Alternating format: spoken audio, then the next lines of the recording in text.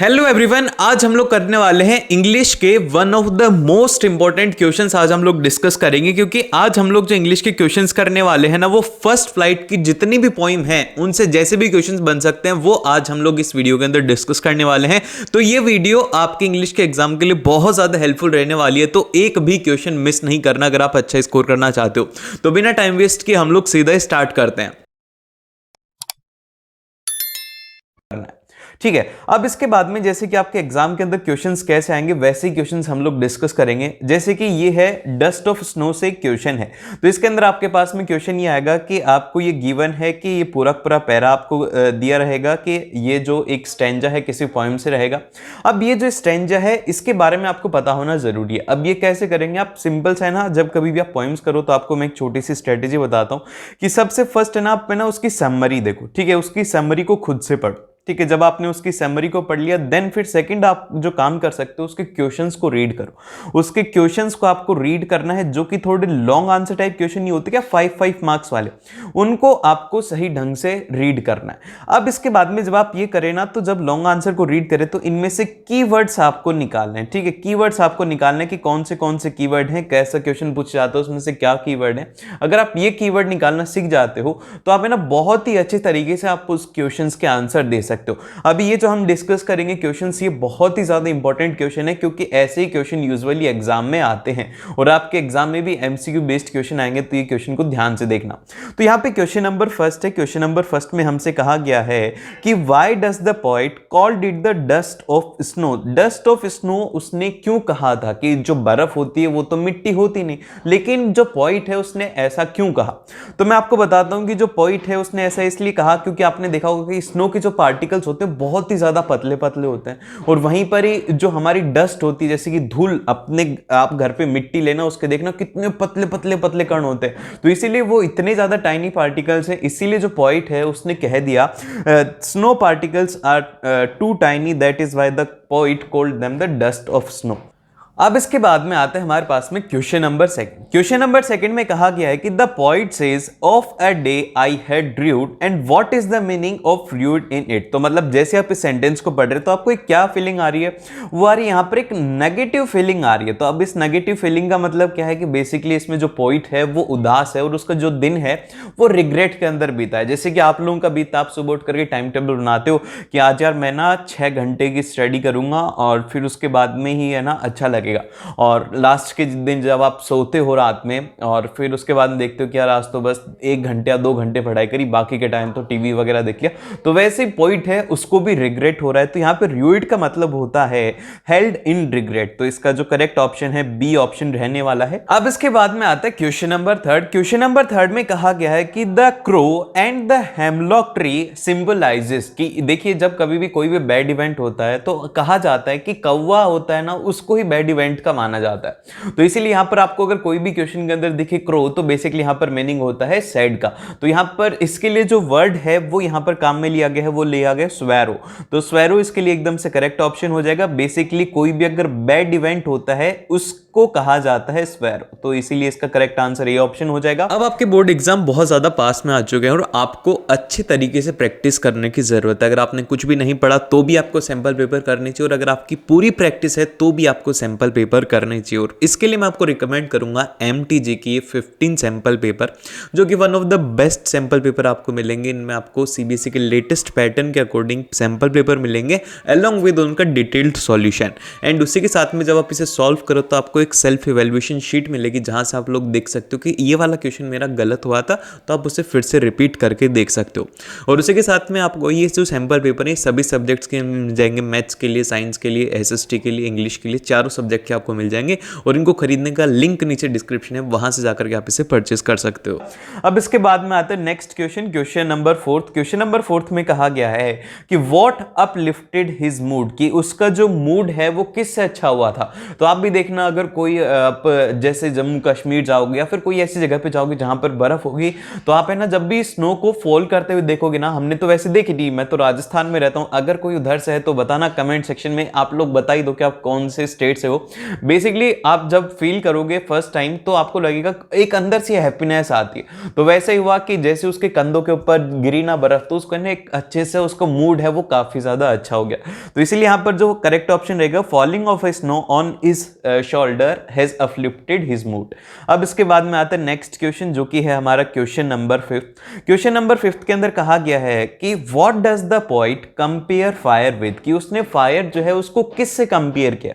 अब जैसे कि दिया गया हेट्रेड से किया है, डिजायर से किया है या फिर हॉट से किया है, तो बेसिकली यहां पर जो पोइट है वो फायर की हेल्प से कहना चाह रहा है डिजायर को, क्योंकि हमारे डिजायर भी ऐसे ही होते हैं। जैसे कि मेरा डिजायर है कि मेरे को 1 मिलियन सब्सक्राइबर करना है, आपका डिजायर है कि मेरे को 95+% स्कोर करना है, तो ऐसे डिजायर फायर की तरह होते हैं, ये हमारे अंदर होते हैं। तो इसीलिए जो इसका करेक्ट आंसर रहेगा हमारे पास में वो रहेगा ऑप्शन नंबर बी, एकदम से करेक्ट रहने वाला है। अब इसके बाद में आता है नेक्स्ट क्वेश्चन है, what is the meaning of parish. अब देखिए ये जो पैरिश वर्ड है बेसिकली यहां पर ये एक नेगेटिव वर्ड है।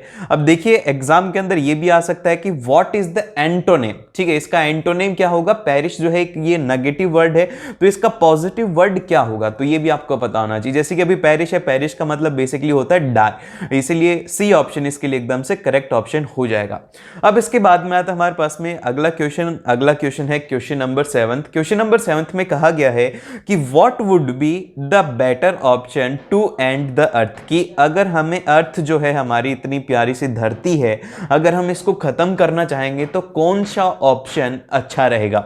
क्या आप फायर से करना चाहोगे या फिर आप आइस से करना चाहोगे, तो दोनों ही इक्वल ही है। जैसे कि अभी ऐसा कहा जा रहा है कि आई सेज आती है अप्रोक्सीमेटली 10,000 या फिर 1 लाख ईयर बाद में, ठीक है, 1 लाख ईयर के बाद में एक आई सेज आती है, जिसके अंदर की क्या होगा कि जो हमारा टेम्परेचर अभी कितना रहता है बाहर की तरफ, वो टेम्परेचर रहता है 25-26 डिग्री सेल्सियस का एवरेज टेम्परेचर रहता है, जिसमें कि हम लोग सर्वाइव कर लेते। तो नेगेटिव में कितना कर सकते हैं, नेगेटिव में हम -10 तक सर्वाइव कर सकते हैं, फिर उसके बाद में हमें और ज्यादा प्रोटेक्शन की जरूरत होती है। लेकिन जो ये आई सेज आती है ना 1 लाख साल बाद में, इसके लिए है ना हमें ना बहुत ही ज्यादा इसके अंदर जो टेम्परेचर है वही अप्रोक्सीमेटली -30 डिग्री सेल्सियस रहता है करीब सालों तक। जैसे कि अभी तो क्या होता है कि गर्मियां आती है तो थोड़ा टेम्परेचर इंक्रीज हो जाता है, जहां पे ठंड होती है वहां पे, लेकिन इसके अंदर क्या होता है कि 3 से 4-5 सालों के लिए -30 डिग्री सेल्सियस टेम्परेचर रहता है। तो एक बार सोच के देखो कि अगर पूरा ही बर्फ होगा तो ना तो पानी आएगा और ना ही हमारी बेसिक नीड्स फुलफिल होंगी।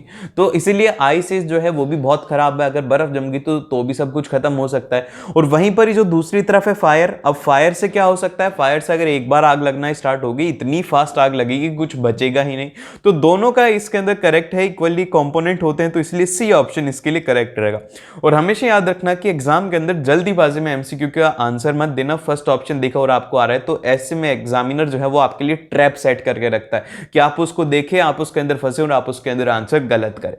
देन फिर इसके बाद में आता है अगला क्वेश्चन नंबर 8 है। क्वेश्चन नंबर 8 में हमसे कहा गया है कि what describes the tiger in a shell, कि जो टाइगर है उसका शेल से आप क्या समझ रहे हो। तो बेसिकली आप कह सकते हो कि इसका मीनिंग है कि जो हमारा टाइगर है उसको एक बंद कर दिया गया है। अब किस में बंद कर दिया गया है, उसको लॉक्ड इन कंक्रीट सेल के अंदर किया है, या स्नैडलिंग अराउंड हाउस करा है, या फिर शैडो, या फिर लॉन्ग ग्रास, या फिर बारिंग हिज वाइट फैंक्स। अब देखिए यहाँ पे फैंक्स जो है इसका मीनिंग होता है उसके शार्प टीथ, ठीक है, इसका मीनिंग होता है शार्प टीथ, लॉन्ग टीथ होते हैं, उसी को यहां पर फैंक कहा जाता है।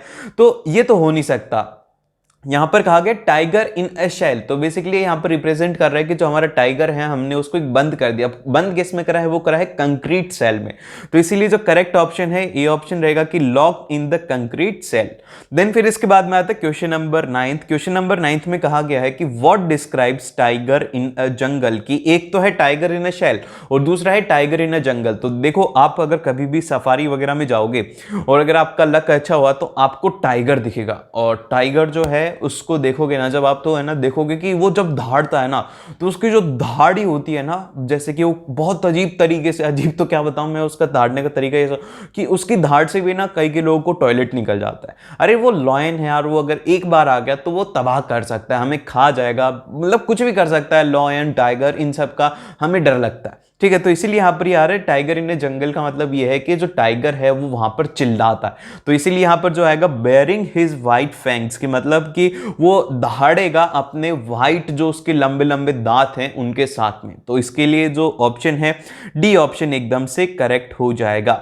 अब इसके बाद में आता है अगला क्वेश्चन, क्वेश्चन नंबर 10 है। क्वेश्चन नंबर 10 में कहा गया है कि ये जो पोइम है ये किसके बीच में कॉन्ट्रास्ट कर रही है, दो चीजों के बीच में है ये। हमने क्वेश्चंस भी देख लिए कि tiger in a shell and tiger in a jungle. तो बेसिकली ये यहां पर है कि tiger in a zoo and tiger in a forest. तो इसीलिए जो करेक्ट ऑप्शन रहेगा हमारे पास में वो रहेगा option number B, tiger in a zoo and tiger in a forest. Then फिर इसके बाद में चलते हम लोग नेक्स्ट क्वेश्चन की तरफ, जो कि है हमारा क्वेश्चन नंबर 11। क्वेश्चन नंबर 11 में कहा गया है कि which animal would you find in the jungle of east. East के जंगल्स में आप कौन से एनिमल को फाइंड करोगे। तो यहां पे एक ही एनिमल मिलता है जिसका जो नाम है वो है एशियन लॉयन। आपको यहां पे मिलेगा शेर। अब देखो मैं आपको एक चीज बताता हूं, ये जो लॉयन है ना, ये लॉयन क्या है, ये क्या सबसे बिगेस्ट है? बिगेस्ट भी नहीं है ये तो। बिग तो एलिफेंट है, बिग तो है ही नहीं। इसी के साथ में क्या ये स्मार्ट है? स्मार्ट भी नहीं है भैया ये तो। स्मार्ट तो लोमड़ी होती है। और क्या ये सबसे ज्यादा लंबा है? ऐसी कोई भी है जिसकी वजह से कि हम इसको किंग कह सकते हैं या फिर जंगल का राजा कह सकते हैं? ऐसी कोई है इसके पास में? नहीं है। लेकिन ये जंगल का राजा क्यों है? अब देखो बेसिकली मैंने इसके बारे में एक वीडियो देखी थी, तो उसमें कहा गया था कि ये चाहे से कितने भी बड़े बड़े जानवर हों, इन सभी को है ना कंट्रोल किया जा सकता है। इनफैक्ट लॉइन को भी कंट्रोल कर लेते हैं। लेकिन यहाँ पे जो लॉइन होता है ना, उसके पास में करेज होता है कि वो कोई भी काम को कर सकता है, वो एक स्टेप आगे जाता है। तो इसीलिए यहाँ पर जो लॉइन है ना, वो किंग होता है कि उसके अंदर ना वो एबिलिटी होती है कि वो रिस्क ले सकता है। उसके अंदर वो एबिलिटी होती है कि वो अटैक करता है आगे होकर के। लेकिन वहीं पर ये जो बाकी के एनिमल्स हैं सब डरते हैं, उनके अंदर करेज नहीं होता जो कि लॉयन में होता है। इसीलिए वो जो है वो होता है किंग। ये बात हमेशा याद रखना। तो आपके अंदर भी करेज होना चाहिए कि हाँ यार 10th में 95 ही तो लाने, ले आएंगे आराम से। और फिर इसके बाद में आता है क्वेश्चन नंबर 12। क्वेश्चन नंबर 12 में कहा गया है कि which animal roar is enough to kill you. अगर आपको गलती से इसकी आवाज भी सुन गई, इसकी दहाड़ भी सुन ली ना आपने, तो आपके तो वहीं पर ही खत्म करने को तैयार है। इतना भयंकर डर लगेगा, टॉयलेट निकल जाता है। ये तो फैक्ट है यार कि टॉयलेट निकल जाता है। डरोगे ना तो एकदम से टॉयलेट। किसी दिन देख लेना, अगर मेरी बात पर विश्वास नहीं हो रहा, जंगल में जाना और शेर के सामने जाके खड़े हो जाना, टॉयलेट नहीं निकल जाए तो मेरे को बता देना। होता है, फैक्ट है। तो इसीलिए यहां पर जो करेक्ट आंसर रहेगा कि किसका है भैया, एशियन लॉयन जो है उसकी दहाड़ सुन करके हमारा तो यहां पर सब कुछ खत्म हो जाता है, काम खत्म हो जाएगा। नेक्स्ट फिर इसके बाद में आता है कि how does a bear kill you. Bear मतलब भालू। भालू भालू जो होता है, इसकी खास बात ये होती है कि ये बहुत ज्यादा सोता है। सर्दियों के अंदर ये खूब सोता है, फिर उसके बाद में गर्मियों में खाता है, फिर सर्दियों के लिए इकट्ठा करके सो जाता है। तो बेसिकली भालू मारता कैसे? भालू क्या करेगा, आपको ना ऐसे गले लगाएगा और इतनी जोर से गले लगाएगा ना कि आप वहीं पर ही मर जाओगे। ऐसे ही सांप करता है। सांप अगर आपको लपेटेगा ना तो ऐसे आपको ना आपकी हड्डियों को चकनाचूर कर देता है, फिर उसके बाद में आपको डायरेक्टली निगलता है। तो यहां पे जो हमारा ये है क्या करता है भैया, बियर करता है बाय हगिंग यू हार्ड। तो इसीलिए ए ऑप्शन इसके लिए एकदम से करेक्ट हो जाएगा। अब देखो इस पेज के अंदर पूरे पूरे ए ऑप्शन हो गए, लेकिन अगर यही एग्जाम के अंदर सभी ए ऑप्शन हो जाएंगे तो हमें टेंशन हो जाती है। लेकिन है ना, अगर आपको लग रहा है कि हाँ यार सही है तो ए ऑप्शन भी हो सकता है। देन फिर इसके बाद में नेक्स्ट जो क्वेश्चन आता है वो ये है कि who smiles while catching there pray. कि कौन हंसता है कि जब कभी भी वो अपना शिकार को पकड़ने के लिए जाता है तो उसके मुंह पर स्माइल रहती है। तो बस एक ही ऐसे जानवर है जिसके मुंह पर स्माइल रहती है, उसका नाम है वो है हाइना। ठीक है, हाइना एक ऐसा एनिमल है पोइम में जो कि है ना जब भी अपने प्रे को देखता है तो उसको देख करके उसका पीछा करते हुए वो हंसता है। देन फिर इसके बाद में नेक्स्ट जो आता है क्वेश्चन नंबर 15 है। क्वेश्चन नंबर 15 में कहा गया है कि according to the poet what is the child learning. Child की लर्निंग क्या होती है पोइट के अकॉर्डिंग। तो देखो ध्यान से सुनो मेरी बात, ये बहुत ही ज्यादा इंपॉर्टेंट है कि यहां पर इसका जो आंसर है वो तो ये है कि टू बियर लॉस। ठीक है, क्या है इसका आंसर है, वो है टू बियर लॉस। तो बेसिकली यहाँ पे इसमें कहने का मतलब ये है कि जब कभी भी बच्चे को हम लोग देखते हैं तो आपने देखा होगा कि वो चलते चलते गिर जाता है, फिर उसके बाद में फिर से खड़ा होता है, फिर से दौड़ता है, फिर से खड़ा होता है, अगर नहीं चल पाता फिर से गिरता है। तो बेसिकली यहाँ पर ये बता रहा है कि वो अगर बार बार हार रहा है ना, लेकिन फिर भी वो ट्राई कर रहा है। लेकिन हमारे साथ में क्या होता है कि अगर हम एक बार हार जाते हैं तो हम उस चीज को फिर से ट्राई ही नहीं करते। तो हम ये बच्चे से सीख लेनी चाहिए कि है ना अगर हमें ना लॉस जो है उसको बियर करना सीख गए तो बहुत ही अच्छी बात है। तो इसलिए ए ऑप्शन इसका एकदम से करेक्ट हो जाएगा। अब इसके बाद में आता है क्वेश्चन नंबर 16। क्वेश्चन नंबर 16 बहुत ही बेसिक क्वेश्चन है। इसमें बोला गया कि what does a ball cost, एक बॉल की कॉस्ट क्या है। तो बेसिकली 1 डायम्स है, तो इसलिए इसका करेक्ट आंसर हो जाएगा, वो हो जाएगा 1 डायम। इसके बाद में ये जो क्वेश्चन है, ये क्वेश्चन काफी ज्यादा इंपॉर्टेंट है क्योंकि एमेंडा पोएम से हर साल एक स्टैंजा आता है और इससे रिलेटेड 3 से 4 क्वेश्चन आते ही आते हैं। तो सबसे पहला क्वेश्चन हमारे पास में क्वेश्चन नंबर 17 है। क्वेश्चन नंबर 17 में कहा गया है कि what could Amanda do if she were A mermaid, अगर वो मरमेड होती तो वो क्या करती। तो बेसिकली उसका ये था कि वो एक बहुत ही ज्यादा रिलैक्सिंग लाइफ जीती, उसको है ना कोई भी टेंशन नहीं थी, वो फ्री होती हर जगह पे घूमने के लिए।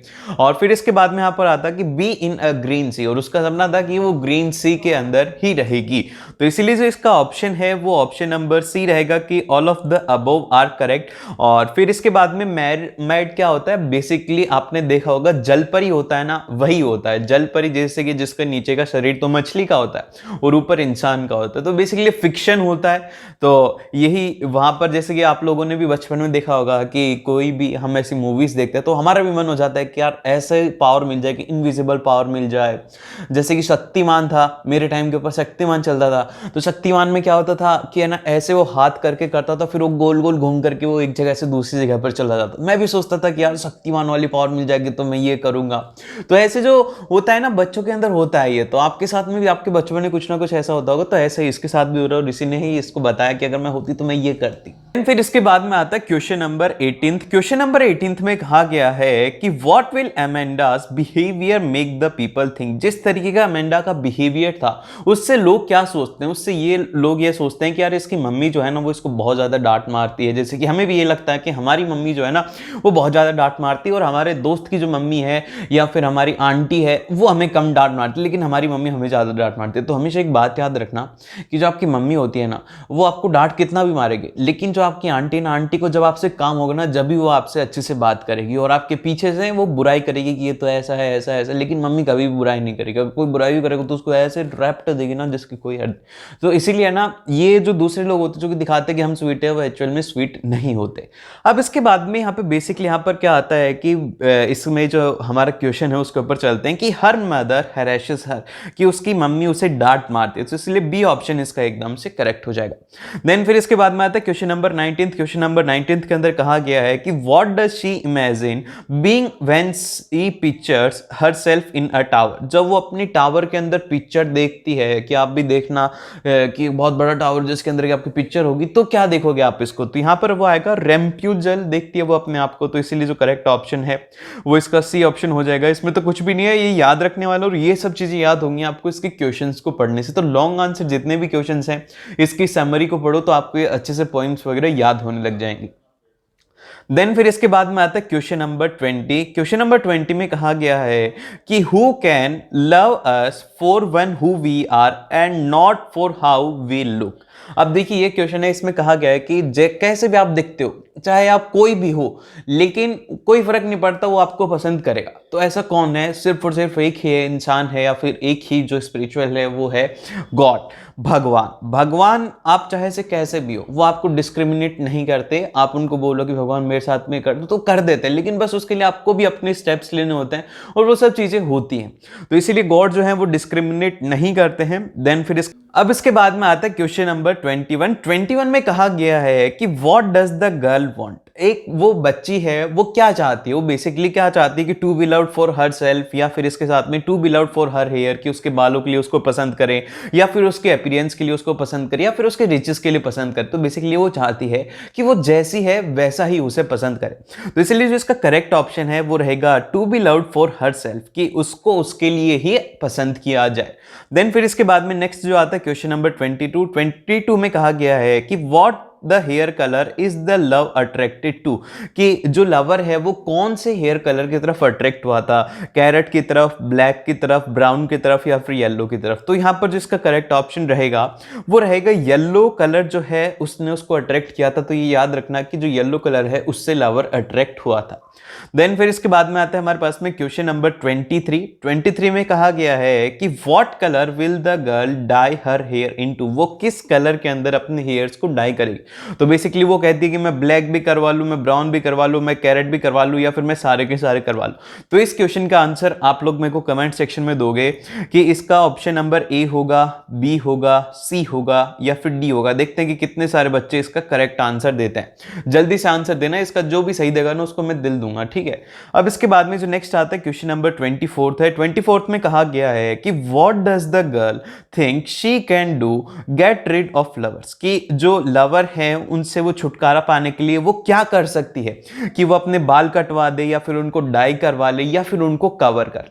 तो बेसिकली उसका कहना ये है कि मैं एक काम करती हूँ कि मैं ना मेरे हेयर कलर को ही डाई करा लेती हूँ, क्योंकि जो लवर है उसको उसके हेयर का येलो कलर ही अट्रैक्ट कर रहा है, तो मैं क्या करूंगी, इस कलर को चेंज कर दूंगी, तो अट्रैक्ट ही नहीं होगा, तो यहां पे खत्म ही हो जाएगी बात। तो इसीलिए जो ऑप्शन नंबर बी है वो इसका एकदम से करेक्ट हो जाएगा।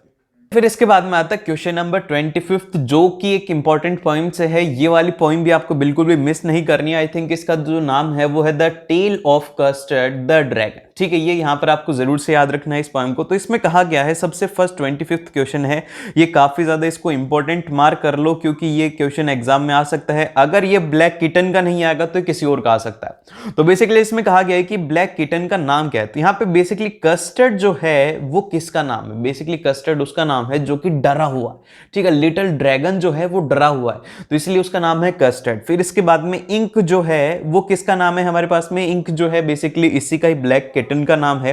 तो बी ऑप्शन तो इसका आंसर हो गया।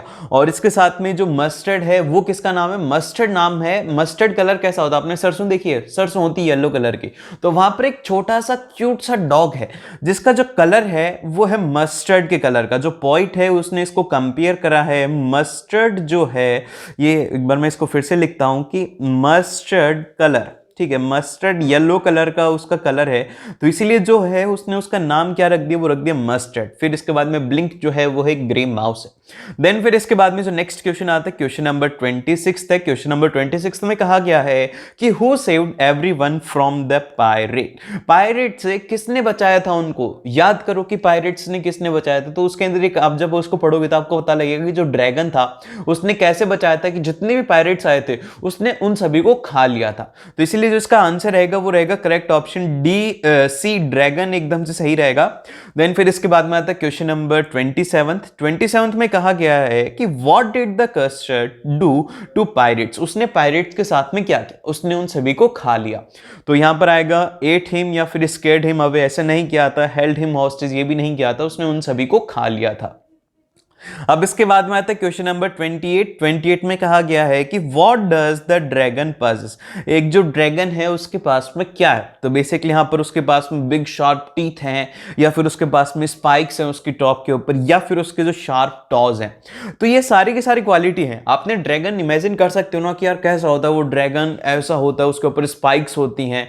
जो इमेज है ना उसको एक बार दिमाग में रख लो कि क्या क्या होता है। उसके बड़े बड़े दांत होते हैं, उसके स्पाइक्स होती हैं, उसके जो शार्प हैं वो टॉज होते हैं। तो ये सारी की सारी क्वालिटी इसी में है। तो इसका आंसर हो जाएगा डी ऑप्शन, एकदम से करेक्ट हो जाएगा। और अगर एग्जाम में कुछ भी समझ में नहीं आ रहा, कोई क्वेश्चन नहीं आ रहा, तो एक काम करना, लेकर के भगवान का नाम और डी मार्क कर देना ऑल ऑफ दीज का, क्योंकि बहुत सारे केसेस के अंदर ऑल ऑफ दीज, बोथ ये ऑप्शन है ना करेक्ट रहते हैं, या फिर नन ऑफ दीज, तो ये बहुत ज्यादा चांसेस होते हैं कि ये सही हो जाएंगे।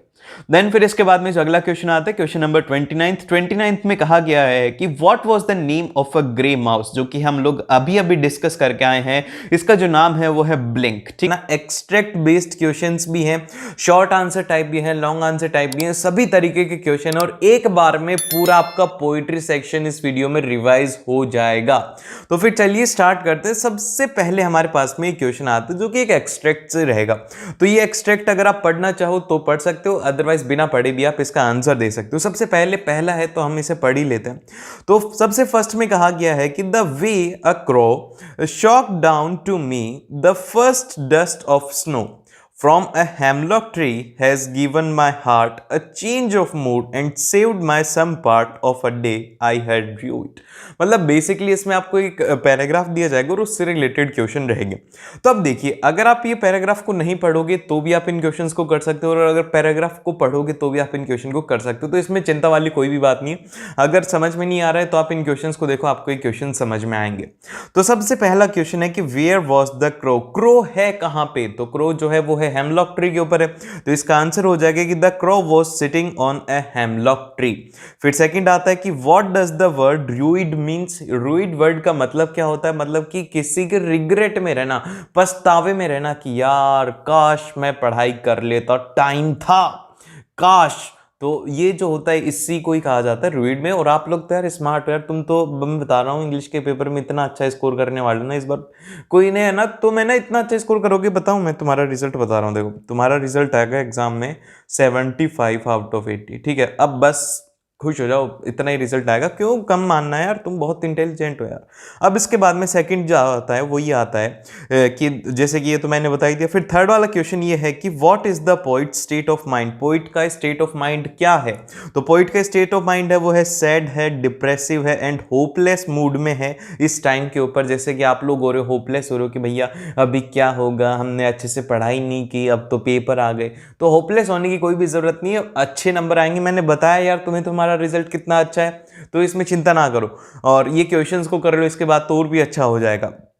देन फिर इसके बाद में आते हैं हमारे पास में अगले क्वेश्चन। अगले क्वेश्चन में कहा गया है, ये बोर्ड 2017 में पूछा गया था, इसमें कहा गया है कि what is the underlying message for us in our hectic life with the reference to the poem dust of snow. तो देखो इसमें बेसिकली हमसे क्वेश्चन पूछ लिया गया है कि कौन सा एक अंडरलाइंग मैसेज है जो कि इस पोएम से हमें मिलता है, जो हमारी हेक्टिक लाइफ है ना इससे। तो हम इसको कैसे लिखेंगे ये ध्यान से देखना। इसमें हम लोग लिखेंगे कि the underlying message for us in our hectic life with the reference of the poem the dust of snow is that we should enjoy the nature most and we should have a positive outlook even after towards a simple act because.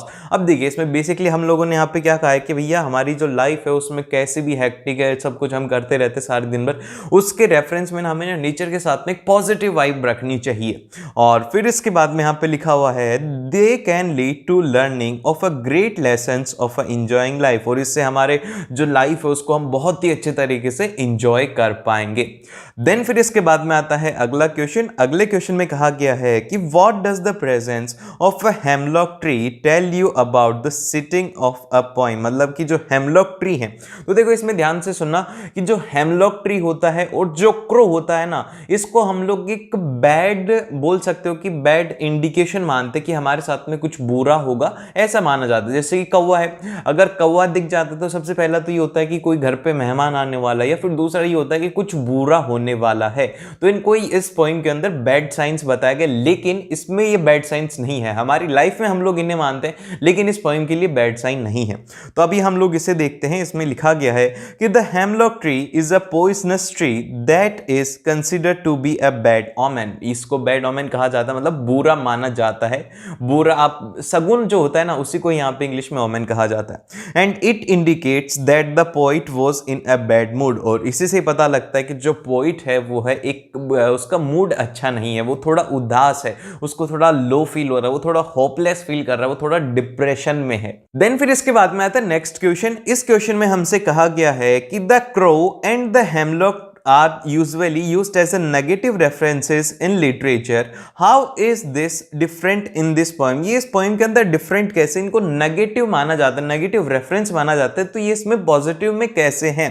तो हम इसका answer लिखेंगे कि as per the general perception the crow and the hemlock tree are the bad omens. General यही होता है, इनको हम लोग bad मानते हैं। और फिर इसके बाद में they despite slow. However, in this poem these two have been shown as the harbingers of happiness. They uplift the poet's sad mood and cheer him up. तो बेसिकली होता क्या है कि जो पोइट है वो घूम रहा है, मतलब कि खड़ा है, और उसके ऊपर क्या होता है कि आपने ये पोइम तो पढ़ी है कि उसके ऊपर हेमलॉक ट्री के ऊपर जो है वो कौवा बैठा होता है, और वो थोड़ी सी स्नो उसके ऊपर डाल देता है। अब देखो यहाँ पर जो स्नो है वो ना कि पोटी है, पोटी नहीं करता, वो उसके ऊपर स्नो डालता है। तो स्नो जैसी कंधों के ऊपर आती है तो वो है ना एक पॉजिटिव वाइब उसके अंदर आ जाती है। तो इसीलिए यहाँ पर क्या है कि जो पोइट का मूड है वो काफी ज्यादा सैड है, और उसको है ना वो अपलिफ्ट कर देते, उसको खुशी हो जाती। जैसे आप देखना कि आपके पास में कभी भी आप उदास हो और आपके पास में कोई छोटा बच्चा आ जाए, वो हंसता है, या फिर कोई पपी आ जाए ना, डॉगी का पपी होता है, वो आपके पास में आकर के खड़ा हो जाए, तो भी आपको है ना अपने आप आपका मूड अच्छा हो जाता है। तो उसी तरीके से पोइट के साथ में भी हुआ है। तो इसीलिए यहाँ पे क्या है कि इस पोइट के अंदर क्रो को और हेमलॉक जो ट्री हिस्ट्री है इसको एक एज ए पॉजिटिव रेफरेंस माना गया है। देन फिर इसके बाद में आते हैं हमारे पास में अगला क्वेश्चन। अगले क्वेश्चन में फिर से हमें ये पूरा स्टेंजा दिया हुआ है जो कि आप पढ़ना चाहें तो पढ़ सकते हैं। हम लोग सीधे इसके क्वेश्चंस को करते हैं। तो सबसे पहला क्वेश्चन इसमें कहा गया है कि what does it refer to here. It किसको रेफर कर रहे हैं हम लोग यहाँ पे, तो हम लोग इसमें रेफर कर रहे हैं it is refer to the world. हम लोग इट से पूरी पूरी दुनिया को रेफर कर रहे हैं इसमें।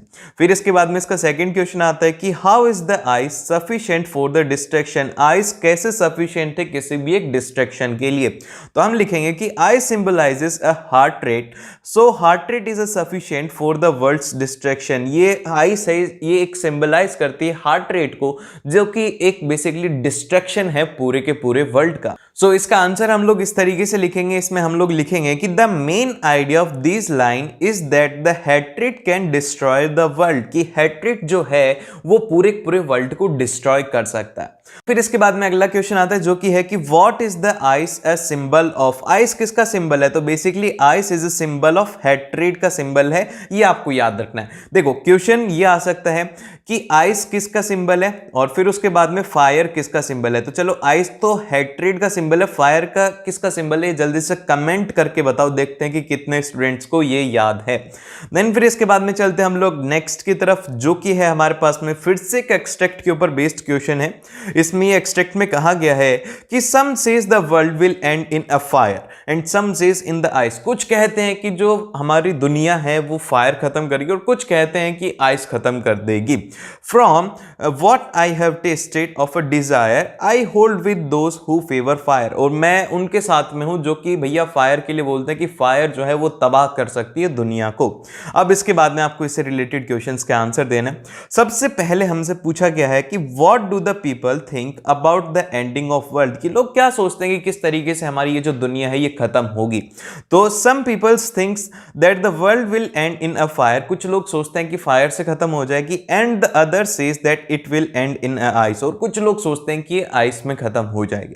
और फिर इसके बाद में इसका अगला क्वेश्चन है कि what is the poet opinion. Poet का ओपिनियन क्या है भैया, पोइट का ओपिनियन बड़ा ही सिंपल सा है, the poet thinks that it is the right that the world will end in fire. उसका मानना ये है कि ये जो हमारी दुनिया है ये किस में खत्म होगी, ये खत्म होगी फायर में। देन फिर इसके बाद में आता है थर्ड क्वेश्चन। थर्ड क्वेश्चन में कहा गया है कि what does the desire mean here. Desire का क्या मतलब है, तो यहां पे डिजायर का मतलब है here desire means that the man's passion and violence. Man के पैशन और वायलेंस जो है कि जो भी लड़ाई वगैरह होती हैं, जो भी वायलेंस होता है उसको यहां पे रिप्रेजेंट किया गया है डिजायर वर्ड से। और फिर इसके बाद में अगला जो है इसका वो ये है, अगला क्वेश्चन ये है कि name the poem and the poet. ये क्वेश्चन यूजुअली पूछे नहीं जाते हैं लेकिन कई बार पूछ लिए भी जाते हैं, तो इसलिए याद रखना कि जो नाम है पोइट का वो है यहाँ पे, द पोइम का नाम है the fire and the ice, और जो पोइट है वो है रॉबर्ट फ्रॉस्ट, इसके पोइट हैं। और फिर इसके बाद में आता है अगले क्वेश्चंस की तरफ चलते हैं। ये थोड़े लॉन्ग आंसर टाइप क्वेश्चंस में पूछे जा सकते हैं, तो ध्यान से देखना। तो सबसे पहला क्वेश्चन ये है कि what is the message of the poem fire and ice. Fire and ice का क्या मैसेज है, तो देखो एग्जाम के अंदर क्वेश्चन ये आता है कि describe the title of the poem, या फिर आता है कि justify the title of a poem, या फिर ऐसे आ सकता है कि what message of the poem fire and the ice. तो उसमें आपको है ना यही आंसर लिखना है। ये तीन तरीके से पूछा जा सकता है एग्जाम में। तो सबसे पहले हम इसका आंसर देखते हैं कि the metaphor of a fire and ice are used very effectively to convey a definite message to the readers. मतलब बेसिकली यहाँ पे सीधा कंपैरिजन होता है, जहां पे भी सीधा कंपैरिजन होता है वहां पे जो लिटरेरी डिवाइस होती है वो होती है मेटाफर। तो इसमें क्या हो रहा है कि फायर और आइस को सीधा वर्ड से कंपेयर किया गया है, ना कि यूज मतलब कि एज और लाइक जैसे वर्ड्स को अगर यूज में लेते तो वहां पे स्माइली हो जाता, लेकिन यहाँ पे सिंपल सा डायरेक्ट कंपैरिजन है, इसलिए यहाँ पे जो लिटरेरी डिवाइस है वो है मेटाफर। तो हम लोग इसमें आगे लिखेंगे कि fire here stands for our unbridled and uncontrolled and unchecked passion desires lust and fury. तो बेसिकली यहाँ पर फायर जो है वो हमें बताते कि हमारे जो अनकंट्रोल्ड डिजायर हैं या फिर हमारे अनचेक्ड पैशंस हैं उन सभी को यहाँ पे फायर डिनोट करती है। और फिर इसके बाद में यहाँ पे अगला जो इसमें है ये है कि such passions are disasters for human beings. और ऐसे जो हैं ये डिजास्टर हो सकते हैं ह्यूमन बींग्स के लिए, देन फिर इसके बाद में आपको कोल्ड को डिस्क्राइब करना है, जो कि आइस है ना, उसको आप किस तरीके से डिस्क्राइब करेंगे, तो उसको हम लोग इस तरीके से डिस्क्राइब करेंगे, similarly cold reason devoids of all human warmth, love, sympathy will bring insensitivity. तो ये सब इनसेंसिटिविटी, क्रूएलिटी, रिजिडिटी, तो ये जो वर्ड्स हैं एग्जाम के अंदर अगर इस आंसर को लिखो तो इनको अंडरलाइन कर देना, जैसे कि all human warmth, love, sympathy और फिर उसके बाद में इनसेंसिटिविटी, क्रूएलिटी, रिजिडिटी। तो इन वर्ड्स को अगर अंडरलाइन कर दोगे तो टीचर को पता लग जाएगा कि बच्चा पढ़ने वाला है और ये अच्छी जगह से पढ़ के आए, ठीक है। और जैसे कि अभी ऊपर फायर में भी आप कर सकते हो कि अनकंट्रोल्ड हो गया, अनचेक्ड हो गया, पैशन हो गया, डिजायर हो गया, लस्ट हो गया, फ्यूरी हो गया। तो इन वर्ड्स को अगर आपने अंडरलाइन कर देना तो आपका आंसर बहुत ही ज्यादा अच्छा दिखेगा। देन फिर इसके बाद में यहां पे नेक्स्ट ये आता है, इसमें आगे लिखा हुआ है कि this heart rate will leads to the end of world, और इससे ही जो पूरी पूरी दुनिया है उसका अंत हो सकता है। और फिर इसके बाद में अगला क्वेश्चन आता है। अगले क्वेश्चन में कहा गया है कि व्हाई डज द पोइट से I have tested of a desire and I hold with those who favour fire. अभी अभी हमने पढ़ा था कि जो पोइट है वो कह रहा है कि मैं उनके साथ में हूं जो कि फेवर करते हैं फायर को। अब इसका क्या मतलब है? इसका मतलब ये होगा, हमारे आंसर का ये होगा कि the poet is familiar with the fire of a passion and desire in love. तो वो जो पोइट है वो सब जानता है कि यार क्या होती है मतलब कि पैशन की आग, और जो लव का डिजायर होता है ना वो उन सबसे अच्छे से वाकिफ है। And he knows it quite well that there are an uncontrollable desire, passion, fury leads to a distraction. और यहां पर वो अच्छे से जानता, बहुत ही अच्छे से जानता है कि अगर कोई भी अनकंट्रोल्ड डिजायर है आपको, कि आपको ये करना है और उसके लिए आपको कोई कंट्रोल नहीं कर सकता, तो बेसिकली ये जो है ये डिस्ट्रैक्शन की तरफ जा रहे हैं। फिर इसके बाद में आगे इसमें लिखा हुआ है कि सिमिलरली ही side with those peoples who believe that the fire symbolized by unbridled passions and the desire will be the real cause of the end of the world.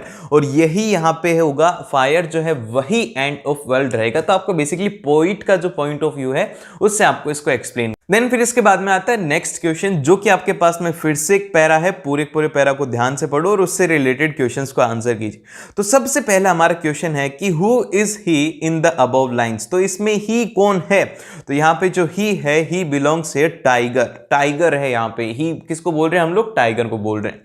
और फिर इसके बाद में यहाँ पर वेयर इज ही है कहां पर? अभी इस टेंजा के अकॉर्डिंग कभी है कहां पे वो? तो यहां पे जो टाइगर है वो एक केज के अंदर बंद है, तो इसका आंसर रहेगा कि he is in a small cage. और फिर इसके बाद में नेक्स्ट जो क्वेश्चन है वो ये है कि where and how is he walking, कहां और वो किस तरीके से वॉक कर रहा है। देखो कितने स्मार्ट, इन्होंने आपको बताया भी नहीं कि ही कौन है। नहीं बता देते तो स्मार्ट लोग लिख के आ जाते, लेकिन पर ये नहीं बताते क्योंकि आप लोगों को नंबर कम देना चाहते हैं, सच बता रहा हूं मैं, इसीलिए ऐसा पेपर बनाते। नहीं तो आसान सा पेपर बना दे, क्या जरूरत है इतना टफ करने की, इतना सिलेबस देने की। बनाओ बढ़िया सा पेपर, इतना आसान सा पेपर कि तुम मुझसे आराम से कर दो। अगर पेपर टफ बनाना है तो बता भी दो कि कुछ क्वेश्चंस क्या क्या आ रहे हैं, तो कितना आसान हो जाएगा ना। अच्छा लग रहा है ना, लेकिन ऐसा नहीं होगा। तो अभी बस पेपर है, पढ़ लो ध्यान से।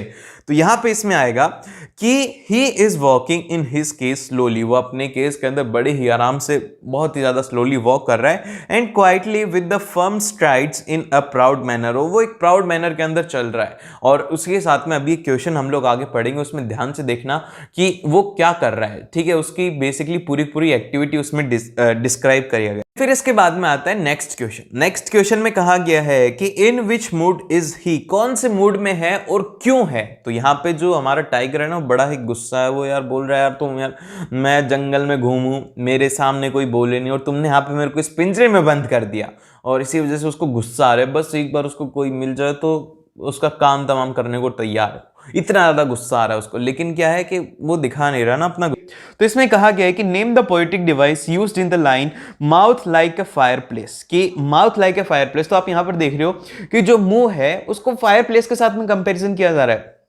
तो जब कभी भी कंपैरिजन होता है तो वो किस केस के अंदर होता है? वो होता है स्माइली, वो होता है स्माइली में। तो इसलिए जो करेक्ट ऑप्शन हो जाएगा वो हो जाएगा डी ऑप्शन, एकदम से करेक्ट हो जाएगा। और अगर आपने इस वीडियो को यहां तक देखा है तो अभी मत जाओ, जल्दी से द एंड लिख करके जाओ। ऐसी और वीडियोस के लिए सब्सक्राइब नहीं किया तो जल्दी से सब्सक्राइब करो और एक अपने दोस्त के साथ में जरूर से शेयर कर देना।